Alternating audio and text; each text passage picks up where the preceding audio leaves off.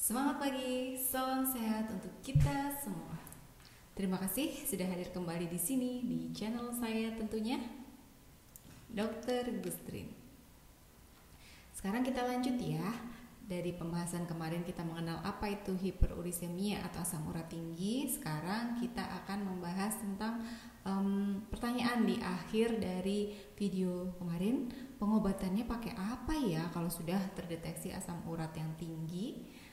Apakah benar kita menggunakan allopurinol? Kemudian apa saja obat-obat lain yang bisa kita gunakan atau kita konsumsi ketika kita mengalami asam urat yang tinggi, yang terdeteksi tinggi di dalam darah kita? Kita review sebentar ya tentang apa itu asam urat. Ya, asam urat atau sering juga disebut sebagai gout arthritis ya, itu adalah salah satu jenis radang sendi yang disebabkan oleh tingginya kadar asam urat dalam darah kita. Kondisi ini bisa menimbulkan nyeri yang hebat ya, yang tiba-tiba terjadi. Yang paling sering terjadi itu di jempol kaki yang sering dikeluhkan ya, kemudian di lutut, bisa juga di jari-jari tangan, di persendian jari-jari tangan ya. Dalam jangka panjang, kadar asam urat yang tinggi dan tidak terkontrol itu bisa meningkatkan resiko batu ginjal. Nah, kenapa bisa meningkatkan resiko batu ginjal? Karena kan kita tahu bahwa asam urat ini bentuknya sebagai kristal yang diekskresikan atau dikeluarkan melalui ginjal. Apabila dia terlalu berlebihan, maka bisa jadi filter dari ginjal atau penyaring dari ginjal ini tidak bisa bekerja dengan baik dan numpuk tuh di filter, di saringan ya. Kan ibaratnya ginjal di saringan ya, saringan teh itu kan. Kalau misalkan ada banyak teh yang kita saring aja, atau ternyata waktu ginjal itu memfilter darah, menyaring darah, ditemukan banyak sekali asam urat, maka dia akan tertampung tuh di filter. Dan akhirnya akan menimbulkan gumpalan dan bisa menimbulkan batu ginjal. Pengobatan hiperurisemia atau asam urat yang tinggi akan disesuaikan dengan komplikasi yang timbul. Apabila peradangannya itu lagi heboh ya, lagi banyak banget nyerinya terasa, itu dokter akan meresepkan OAINS ya, obat anti inflamasi non steroid ya, seperti naproxen, celecoxib ya, untuk mengatasi nyeri itu. Bisa juga dengan meloxicam, natrium diklofenak dan lain sebagainya. Dengan merek dagang yang bermacam-macam ya, itu tadi yang saya sebutkan adalah bahan aktifnya.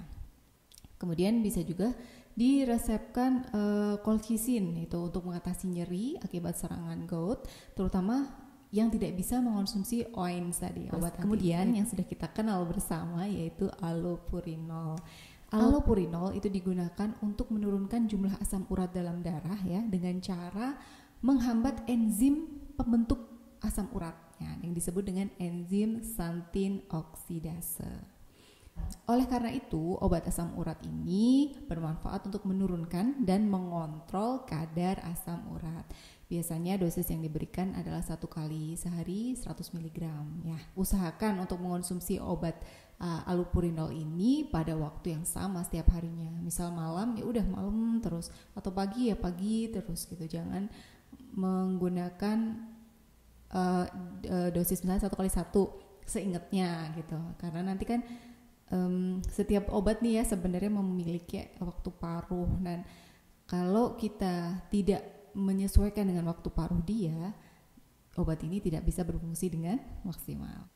Apabila allopurinol ini enggak berhasil menurunkan asam urat ya, biasanya kita pantau itu minimalnya ya 30 hari ya, kita pantau apakah ada perkembangan atau tidak. Kalau misalkan tetap tinggi nih atau malah jauh lebih tinggi atau tidak ada perkembangan, turunnya dikit banget gitu, kita bisa menggunakan probenecid atau febusoxstat yang biasanya namanya feburik ya.